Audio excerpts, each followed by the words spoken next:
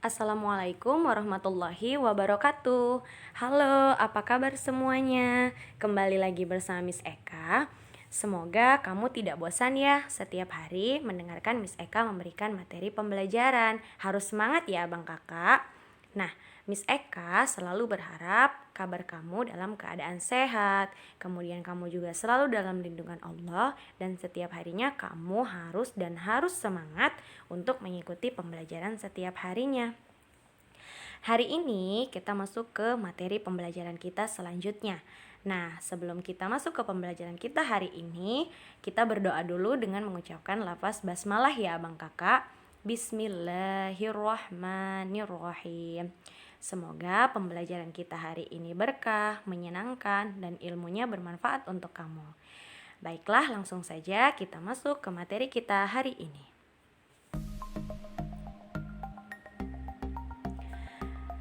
Nah, masih di tema 1, yaitu selamatkan makhluk hidup. Subtema 2, hewan sahabatku. Materi kali ini masih disusun oleh guru kelas 6 SDIT Nurul Ilmi.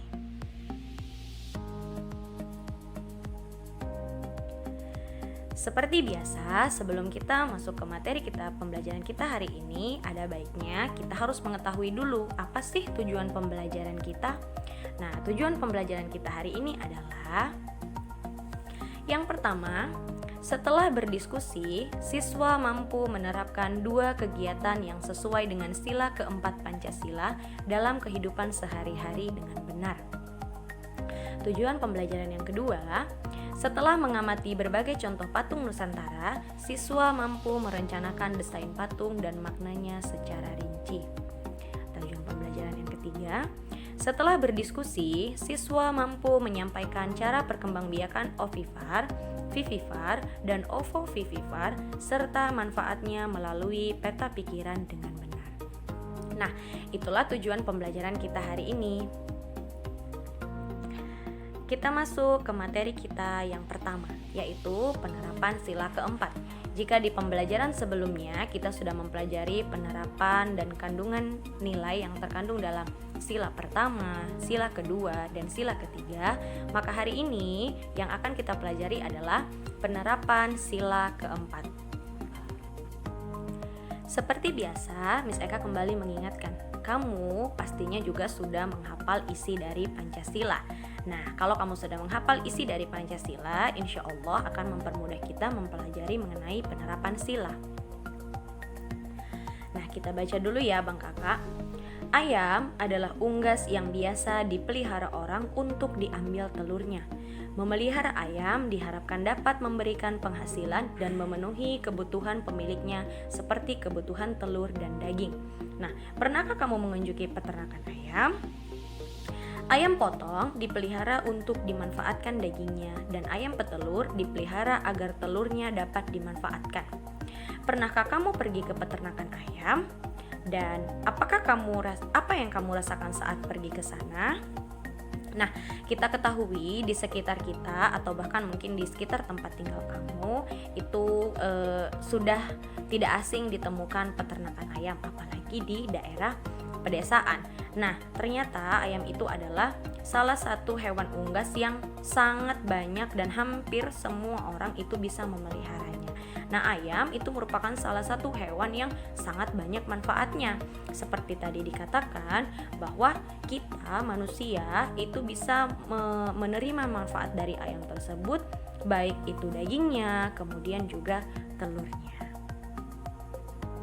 Nah, kamu akan belajar penerapan sila keempat Pancasila. Bacalah teks berikut dalam hati. Nah, kita baca bersama ya Abang Kakak teks tersebut. Santi sangat sedih. Ayahnya baru saja bercerita bahwa penduduk setempat mengeluhkan keberadaan peternakan ayamnya. Mereka tidak tahan dengan bau yang berasal dari peternakan ayamnya. Santi bingung. Peternakan ayam Santi adalah peternakan keluarga. Usaha dari peternakan dapat menghidupi keluarga dan membiayai sekolahnya. Santi memiliki peternakan ayam petelur. Secara teratur, ia mengirimkan telur ayamnya ke pasar untuk disimpan di salah satu toko di sana. Santi tidak mau peternakan ayamnya digusur. Ia akan berusaha agar penduduk mau menerima keberadaan peternak. peternakannya. Apapun yang terjadi, Santi akan membela keluarganya agar peternakannya tetap beroperasi. Nah, dari teks tersebut ada latihan yang harus kamu kerjakan, masih berhubungan dengan penerapan sila keempat. Nah, berdasarkan bacaan di atas, jawablah pertanyaan berikut terkait penerapan sila keempat dari Pancasila. Diskusikanlah jawabanmu bersama teman sekelas.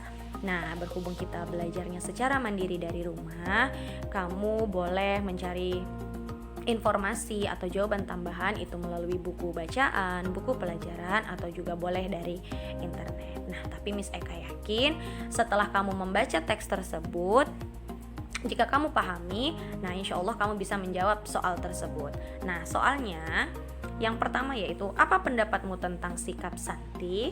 Yang kedua, apa pendapatmu tentang sikap penduduk? Nah, pertanyaan yang ketiga, apa yang sebaiknya Santi lakukan dalam menghadapi masalah? Dari teks yang sudah kita baca bersama, nah, ternyata teks tersebut mengandung atau terdapat penerapan sila keempat Pancasila. Nah, silakan kamu jawab 3 pertanyaan tersebut. Kamu ambil buku latihan tematik kamu dan kamu kerjakan latihannya ya, abang kakak.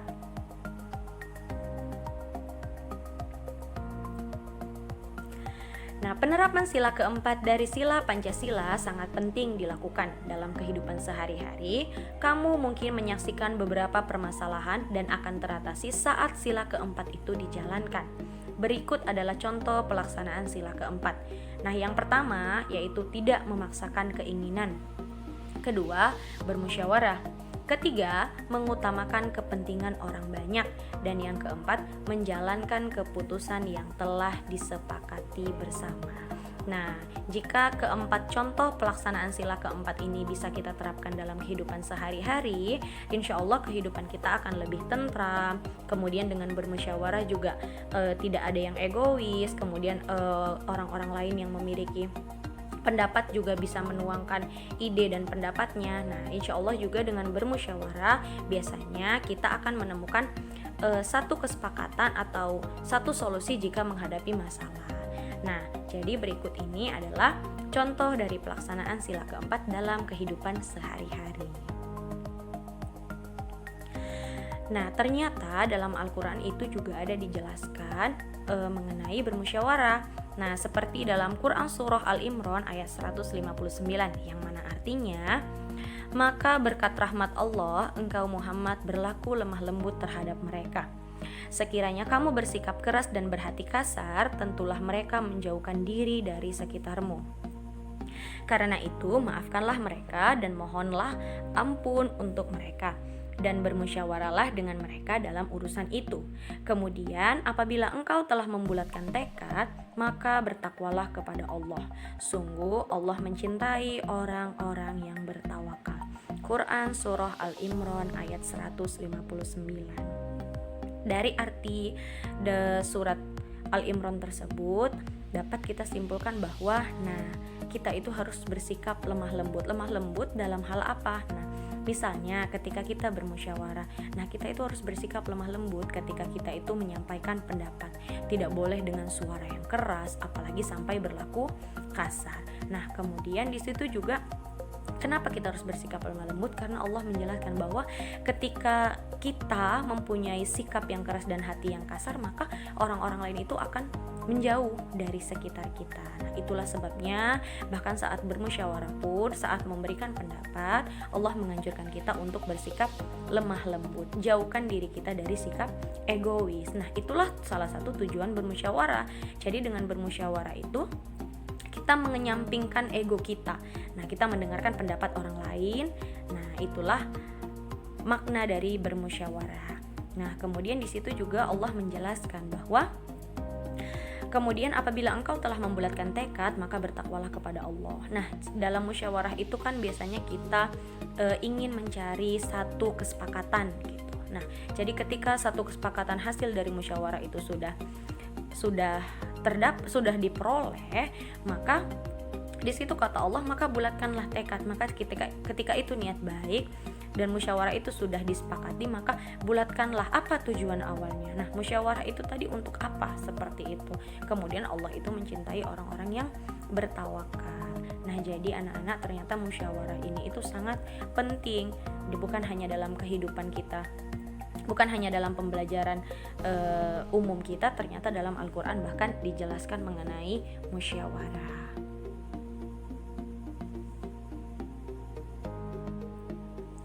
Kita masuk ke materi kita yang selanjutnya, yaitu adalah patung Nusantara. Nah, sebelumnya kita sudah juga mempelajari mengenai patung Nusantara.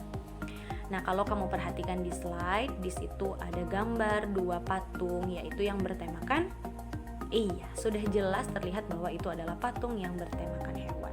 Nah, sebagai sahabat manusia, hewan banyak memberikan inspirasi dalam karya seni. Salah satunya adalah seni patung. Berikut adalah beberapa contoh patung yang idenya terinspirasi dari hewan. Nah, kalau kamu perhatikan, di situ ada dua patung yang terinspirasi dari hewan, yaitu ada yang satu berbentuk bebek dan yang satu berbentuk ayam. Iya. Nah, sebenarnya kalau patung yang berbentuk ayam ini, bahkan kalau kita lihat itu seperti berbentuk celengan. Iya, celengan ayam. Nah, ada juga patung ataupun celengan ayam itu yang terbuat dari bahan patung. Nah, jadi di sini selain biasanya kalau kita tahu patung itu banyak yang meniru atau terinspirasi dari manusia, kemudian digambar sebelumnya mengenai patung Nusantara, yaitu mengenai penari, terinspirasi dari rakyat pada zaman dahulu, kemudian pemain musik. Nah, kali ini patung yang dibuat atau patung yang dicontohkan itu adalah patung yang terinspirasi dari hewan. Jadi ternyata hewan itu selain memberikan manfaat untuk kehidupan kita, hewan itu juga menginspirasi para seniman untuk membuat patung yang bertemakan hewan.